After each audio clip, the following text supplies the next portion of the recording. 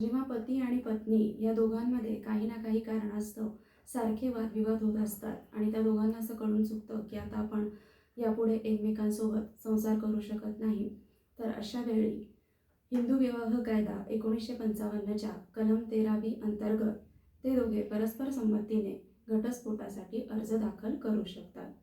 सहसंमतीने घटस्फोटामध्ये पक्षकारांचा वेळ आणि पैसा दोन्हीही वाचतो. यासाठी तुमचा विवाह हा कायदेशीर असला पाहिजे आणि पती आणि पत्नी हे दोघेही एकमेकांपासून 1 वर्षासाठी सेपरेट राहिलेले असले पाहिजे. त्यानंतर ते वकिलांकडे जाऊन एक याचिका तयार करून घेतात, ज्यामध्ये त्या दोघांच्या ज्या काही अटी आणि शर्ती असतात त्या मांडलेल्या असतात. जसं की जर पत्नीला पोटगी हवी असेल तर तिला ती टप्प्याटप्प्याने हवी आहे का कायमस्वरूपी हवी आहे.